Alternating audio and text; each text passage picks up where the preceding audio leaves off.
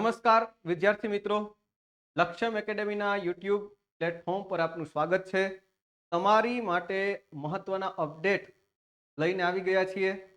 ગુજરાત પંચાયત સેવા પસંદગી board GPSSB દ્વારા દિવ્યાંગ ઉમેદવારો માટે, ફક્ત દિવ્યાંગ ઉમેદવારો માટે થઈને ઓનલાઈન અરજીઓ મંગાવવામાં આવે છે.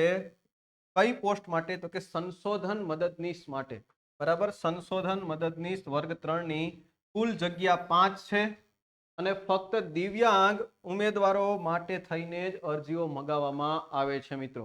ઓકે, વાત કરીએ કે ભાઈ આ સંવર્ગ અંતર્ગત લાયકાત શું છે, સિલેબસ શું છે, પરીક્ષા પદ્ધતિ શું છે, બરાબર, કેવી રીતના ક્યાં ફોર્મ ભરવાનું છે, આગળ ઉપર વાત કરીએ છીએ.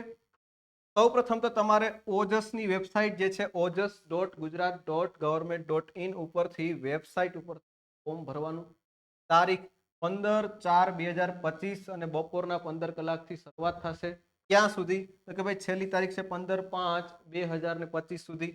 ઓકે, એના અંતર્ગત આગળ વાત કરીએ કે ભાઈ આ સંશોધન મદદનીશની જગ્યાઓ છે 5, પણ જિલ્લાવાર કંઈક ચિત્ર છે તે આવી રીતનું તમને દેખાય.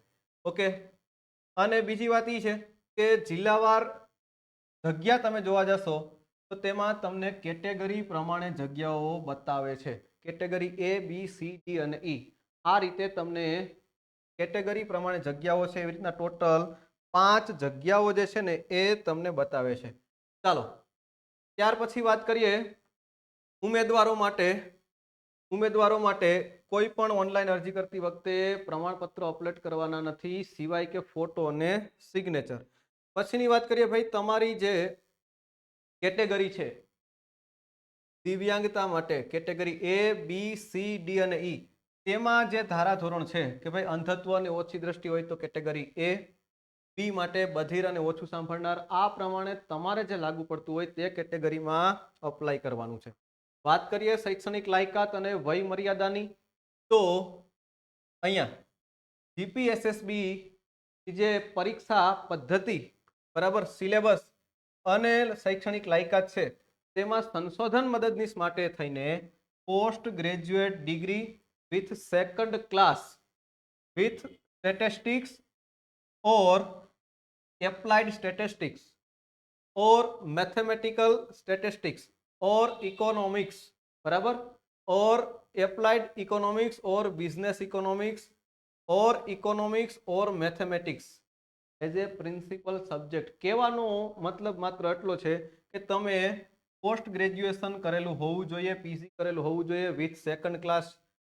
ઓકે, સબ્જેક્ટ તમારો મુખ્ય વિષય હોવો જોઈએ આંકડાશાસ્ત્ર, ગણિત અથવા તો એપ્લાઇડ ઇકોનોમિક્સ એટલે કે અર્થતંત્ર, અર્થવ્યવસ્થા, બરાબર છે.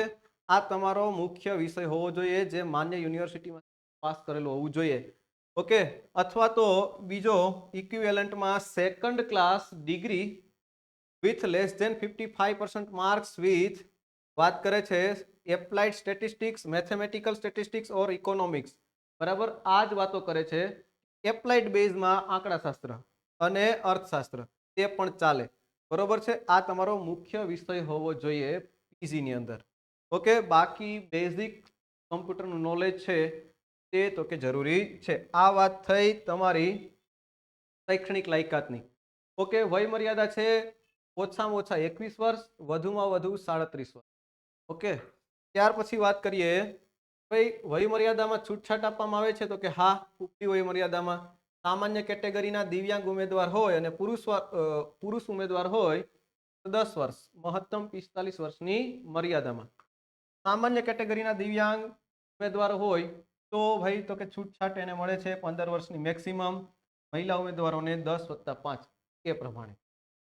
અનામત કેટેગરીના દિવ્યાંગ ઉમેદવાર હોય તો પછી 15 વર્ષ, મહત્તમ 45 વર્ષની મર્યાદામાં, અને અનામત કેટેગરીના દિવ્યાંગ ધરાવતા મહિલા ઉમેદવાર હોય તો 20 વર્ષની મર્યાદામાં, મહત્તમ 45 વર્ષ. અને એક્સ સર્વિસમેન હોય તો પછી એને નોકરીની અંદર સેવા બજાવી એ સિવાય 3 વર્ષ, બરાબર છે ઉપરના. તો આ રીતે રહીએ છે. વાત કરીએ સિલેબસની. સિલેબસની વાત કરીએ તો રિસર્ચ આસિસ્ટન્ટ એટલે કે સંશોધન મદદનીશ છે એના માટે કુલ 150 માર્કનું પેપર રહે છે. સમય મળે છે 90 મિનિટ.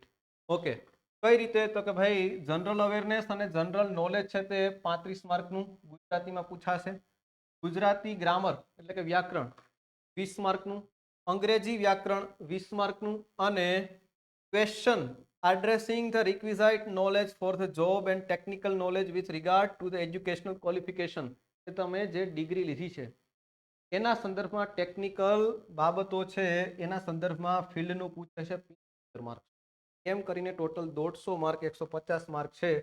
આ રહ્યું તમારું જનરલ અવેરનેસ અને જીકે નો પોર્શન. આ રીતે પૂછાશે, 35 માર્કનો છે.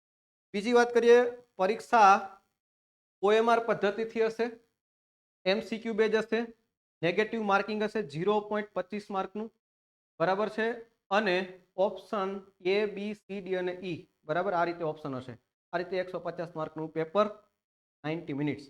વધારે મિત્રો માહિતી જો કંઈ પણ તમે મેળવવા માંગતા હોય તો મોર ઇન્ફોર્મેશન તમે આ એકેડેમીની કહેવાય કે હેલ્પલાઇન નંબર ઉપરથી તમે માહિતી મેળવી શકો છો.